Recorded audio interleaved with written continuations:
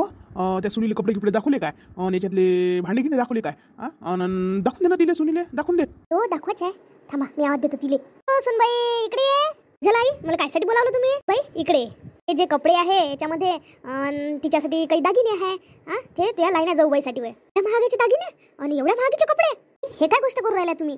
तेवढे महाग कपडे आणि एवढे महाग दागिने तुम्ही महागावर तर नाही चढवले आणि जाऊबाईसाठी एवढं? तर आई तुम्ही माझ्यासोबत सरळ सोडून नाही इन्साफी केली आई. मी जाऊबाईसाठी जे दागिने बनवले आहे ते मला देऊन द्या. त्यातली मोठी सून होय ना आता बरोबरीच हक्क आहे. दादाच्या लग्नाला वेळ आहे तोपर्यंत तुमचे दुसरे दागिने बनवून होते. तुला जो सोन्याचा हार आहे तो मीच घेतो. हे पाय सुनबाई पहिले तुझे लग्न झालं तेव्हा आपल्या घरी एकच नोकरीवर नव्हतं. आता दोघं नोकरीवर आहे. त्यावेळेस नव्हतं नाही आले पण आता दोघं नोकरीवर आहे. आता परिस्थिती बदलली आहे म्हणून आम्ही तिच्यासाठी सोन्याचे दागिने नेऊन राहिलो आहे.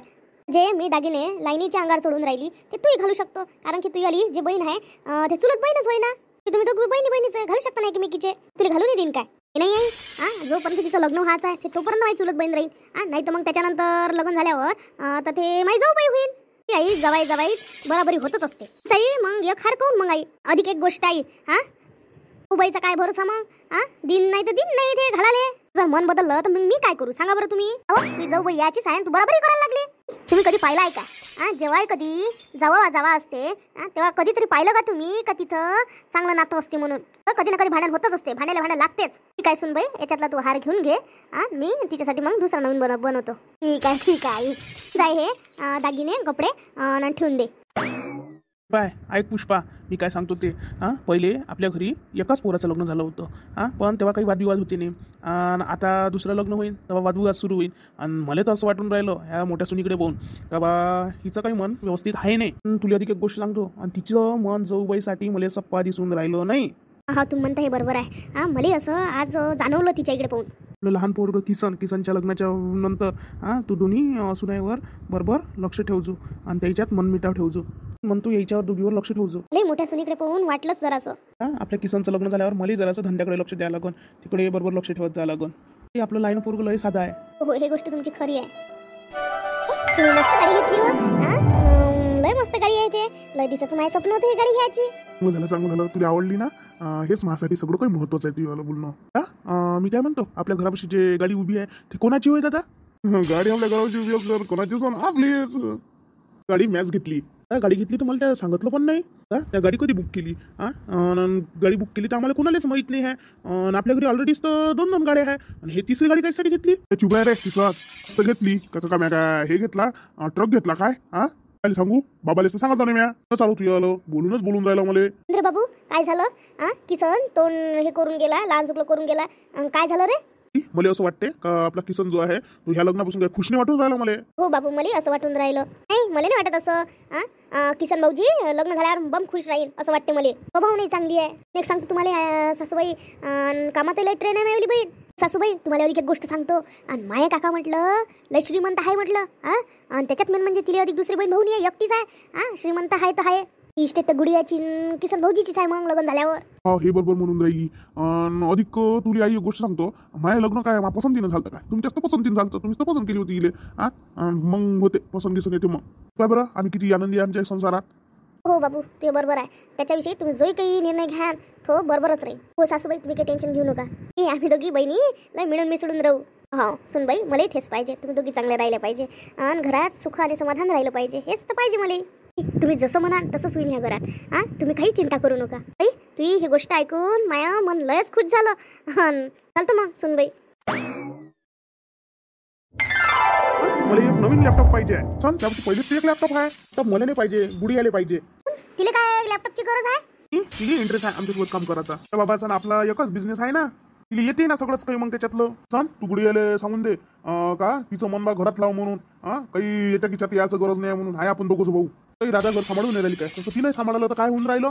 काय बाबू तिचं म्हणाय तर करू दे ना तिले. तू काही बिझनेस मधलं तुला काही समजते काय तू बोल नको आमच्या मनात नाही तू तुझं मत देऊच नको. ठीक आहे बाबू. सई तुला सांगतो गुडी आले आपल्या जो आहे कामकाज याच्याशी काही जुळण्याची काही गरज नाही आहे. तसे आपल्या घरात लय काम आहे. राधाले थोडासा हातभार लावू लाग म्हणा तिले आणि घरातले काम कर म्हणा. सुनेचं काम घर सांभाळणं असते आणि पोरगं येईन सुने जर कामकाज तिकडे सावडायला गेले तर घरचं काम कोण सावडन? हा म्हणूनच तर तिला लॅपटॉप घ्यायचा आहे. हा घरचे कामं होते बा आणि इकडे आपल्या घरचा धंदाही पाहिजे होते म्हणून ते घेऊन राहिली लॅपटॉप, म्हणून घेऊन मागून राहिली, म्हणून म्हटलं का घेऊन देऊ बा. काय झालं भाऊजी? 5 वर्ष मी किचन सांभाळली. आता हे किचन जे सांभाळायचं काम आहे ते गुडियाचं आहे म्हटलं. ऑफिसचं काम सांभाळन तर मग घराचं काय होईन आपल्या. मी तुम्हाला सांगतो, जरी ते ऑफिसचं काम घरून करन, पण इकडे तिला कामासाठी वेळ द्यायला लागन ना, इकडे वेळ द्यायला लागन, तरी कसं जमणार आहे हे? म्हणतं काही लॅपटॉप घ्यायची गरज नाही आहे. तिला समजून सांगा घरातले कामं कराले. सुबाई मी बरोबर बोलून राहिली ना? तुम्ही सांगा. हो सुनबाई बरोबर आहे. ठीक आहे दादा, ठीक आहे. तुला जसं बरोबर वाटन तसं.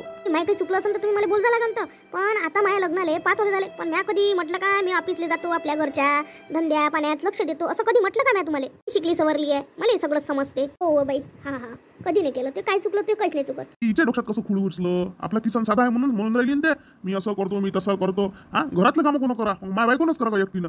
हा मी आता डायरेक्ट बोललो म्हणून बरं झालं, नाही तर यानं याची मठाठी लावली असती आणि याच्या बायकोने केलं असं समोर माझी बायको राहिली असती तिकडे काम कर दिवस रात्र. हा माझ्या बायकोनं कधी कधी केलं नाही असं नाहीये.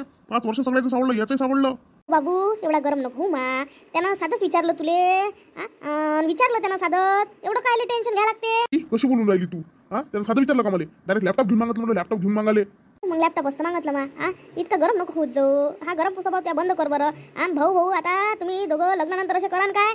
तू काय हा तू मी मला गरमच करून देतो सारं. हा आता याचं लग्न झालं ना झालं, ह्या बायकोच्या मनानं ऐकायला लागलं. मी ऐकलो कधी माझ्या बायकोच्या मनानं? माझ्या बायकोला मी घरातच ठेवली म्हटलं. तिनं कधी असं म्हटलंय नाही मी असं करतो मी तसं करतो म्हणून. बायकोनं गुपचाप घर सांभाळलं म्हटलं सगळं. बाबू तुझे सगळं बरोबर आहे, मान्य आहे मले. पण तू आता समजून सांग ना त्याच्या बायकोला नाही म्हणून ना. आताच काय तेवढं गरम होतं झालं ना, तोही ऐकला ना त्या मतानं. म्हटलं होतं नाही म्या बहीण नसते म्हणून. आता जाऊ सारखी होईन ते. तिनं काय समजून घेतलं का? मग आता एवढ्या दिवस केलं तर मी कशी काय जॉब करू बा घरचा? आणि म्हणजे काय घरचे काय कामं का म्या सावडाव का मग? बाई तू एवढी मनाला लावून नको घेऊ. तिनं एक नवऱ्याला म्हणून पाहिलं असं का करतो म्हणून जॉब. तिची इच्छा असं तिच्या बाबाच्या घरी केला तर म्हणून पाहिलं तिनं. एवढं काही बोलू नका ना, जाऊ दे ना. आकुडची घेत जा दोरी. मशानं गलं वाढत असते घरात. आतापर्यंत तुम्ही एकटे होते, आम्ही ऐकून घेऊ. पण आता एकामेकाले पटलं नाही पटलं मग वाद वाढत जाते ना. जाऊ दे ना, विषय खतम कर. नाही तर नमस्कार मंडळी, कशी वाटली आपली आजची स्टोरी? जर तुम्हाला आवडली असेल तर याचा जो दुसरा भाग आहे तो उद्याला येणार आहे. तर हा जर तुम्हाला व्हिडिओ आवडला असेल लाईक करा, शेअर करा आणि सबस्क्राईब करा. आणि कसा वाटला ते कमेंटमध्ये सांगा. धन्यवाद.